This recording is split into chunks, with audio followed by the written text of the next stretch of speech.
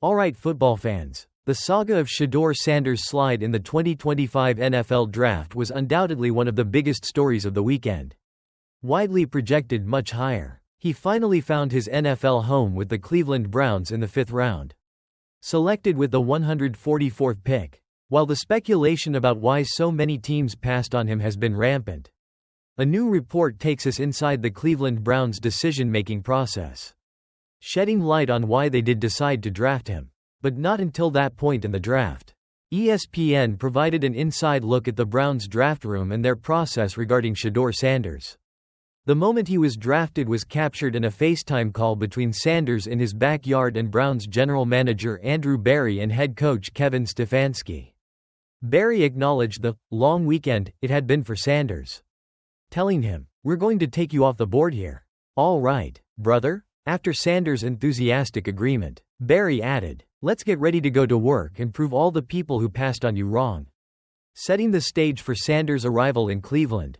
Interestingly, the Browns didn't just sit and wait for Sanders at pick 144, they actually traded up in the 5th round, sending their 166th and 192nd picks to the Seattle Seahawks to move up 9 spots and secure Sanders at number 144. This indicates their desire to ensure they got him at that specific point in the draft. The report reveals key insights into the Browns' pre-draft evaluation of Sanders. While he was a media darling and often projected as a high first-round pick, the Browns' internal evaluation was not that of an elite prospect on their draft board. They had determined that he was not worth the number 2 overall pick that they originally held leading up to day 1 of the draft. So, why take him at 144? According to the Browns, it came down to value. As teams continued to pass on Sanders through the first few rounds and into day 3, Cleveland saw an opportunity. GM Andrew Berry explained that when Sanders was still available at pick 144 in the 5th round, the team felt he was probably mispriced relative to the draft. Berry stated that the acquisition cost was pretty light to move up for him, and they believed he was a guy that we think can outproduce his draft slot. A source with knowledge of the Browns' internal conversations confirmed that Berry worked hard to trade up for him, starting to make calls late in the 4th round, and called the pick a no-brainer, given the value at that point. Placing the Sanders pick in the context of the Browns' overall draft strategy provides more clarity. The Browns originally held the number 2 pick and were linked to quarterback Cam Ward, who was regarded as the top QB prospect by some. However, they traded the 2nd pick to the Jacksonville Jaguars, after Ward went number 1 to Tennessee, for the number 5 pick and a 2026 first-rounder, giving them 2 first-round picks in the potentially stronger 2026 quarterback class. They used the 5th pick on defensive tackle Mason Graham. Crucially, the Browns bypassed Sanders multiple times on day 2. They even drafted a different quarterback, Dillon Gabriel, with the 94th pick in the 3rd round. Before selecting Sanders, the decision to draft Dillon Gabriel first is also explained. While some viewed Gabriel as a day 3 prospect, Berry and Stefanski reportedly coveted him after extensive interactions, including a Top 30 visit, a private workout in Oregon, and seeing him at the Senior Bowl. Berry and Stefanski expressed feeling strongly about Dillon, calling him an excellent player and the most appropriate player to pick for both, presumably referring to their evaluation in the draft slot. This shows the Browns had a specific preference at number 94 that wasn't Shedeur Sanders. The report also touches on the controversies surrounding Sanders' pre-draft process, including reports that he struggled with interviews with other teams. While acknowledging these reports and noting that other teams heard his interviews didn't go smoothly, a source from another team told ESPN that the Browns' process with Sanders reportedly went smoother than it did for others. Berry himself offered a positive assessment of Sanders as a person, saying, "We felt good with him as a person. He works hard. He's a really good kid. He wants to be great. His teammates loved him in Colorado." Sanders himself, after being drafted, acknowledged he could have done some things differently in the pre-draft process but focused on his positive experience with Cleveland, stating other teams' opinions are a non-factor now because his focus is entirely on the Browns.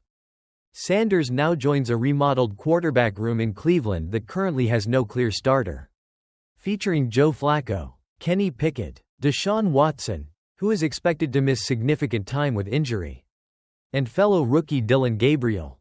Despite being a fifth-round pick, Coach Stefanski stated that Sanders will have an opportunity to compete for the QB1 role.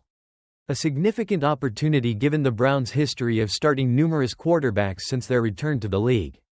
The report also addressed potential ownership involvement in the Sanders pick.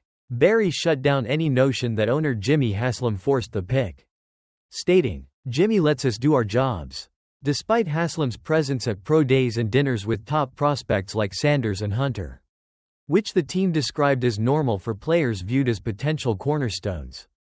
In conclusion, ESPN's Inside Look reveals the Cleveland Browns' decision to draft Shedeur Sanders at pick 144 was not because they viewed him as an elite early prospect, but because they saw tremendous value at that point in the draft, even trading up to secure him. Despite the controversies surrounding his pre-draft process and their decision to draft Dillon Gabriel earlier, the Browns had a positive personal evaluation of Sanders and believe he can significantly outproduce his draft slot. He now enters an unsettled quarterback room in Cleveland with an opportunity to compete for playing time and, as challenged by his new GM, prove all the teams who passed on him wrong. Alright, the Cleveland Browns made a notable move in the NFL draft, selecting quarterback Shedeur Sanders, a decision that capped off one of the more surprising draft slides in recent memory. Sanders was ultimately drafted with the 144th overall pick in the 5th round on Saturday in Green Bay. Notably, the Browns traded up to get him, sending 2 later picks to the Seattle Seahawks. His draft experience saw him go from attending Thursday night's opener in Green Bay in flashy attire, clearly expecting to be an early selection, to waiting until Saturday's later rounds, where he was seen in much more casual wear answering the draft call from the Browns' dimly lit draft room. Details of that draft call show GM Andrew Berry and coach Kevin Stefanski welcoming him to Cleveland. Berry told Sanders they would take him, quote, "off the board here," and then famously encouraged him to, quote, "get ready to go to work and prove all the people who passed on you wrong." Sanders' fall from being projected as a possible top pick, potentially even in the 1st round, all the way to the 6th quarterback taken in the 5th round, has been widely discussed. The article delves into the reported reasons for this slide, as covered by various sources, about how he handled the pre-draft process. This includes reported struggles in interviews with some teams, such as the New York Giants, and a perceived entitled attitude, along with an average pro day performance. Sanders himself has since acknowledged in a conference call with Cleveland reporters that he could have done some things differently in the pre-draft process. However, the article provides significant insight into the Browns' evaluation of Sanders at his draft slot. They spent extensive time with him throughout the process, meeting at the Shrine Bowl and Combine, hosting a Top 30 visit, and dining with him before his pro day. Their evaluation didn't lead them to view him as an elite prospect, or worth the initial number 2 overall pick they held, which they later traded down from. But as he continued to fall into day 3, they saw value. GM Andrew Berry stated they felt he was, quote, "mispriced relative to the draft, in the 5th round and the acquisition cost was, quote, pretty light, believing he's a, quote, guy that we think can outproduce his draft slot." The article includes positive evaluations of Sanders as a person from Berry and team sources, describing him as a, quote, really good kid, with, quote, resolve, who, quote, works hard, and whose teammates loved him in Colorado. The article also provides context on the Browns drafting 2 QBs. They had already selected Dillon Gabriel earlier in the 3rd round with the 94th pick. Picking Gabriel over Sanders in the 3rd was noted as a, quote, real shock for draft watchers. But Berry and Stefanski reportedly felt strongly about Gabriel after extensive interactions with him. The Browns' rationale for drafting 2 QBs wasn't necessarily the plan but aligned with their philosophy of best player available and positional value, especially when Sanders fell unexpectedly, aiming to add competition to the quarterback room.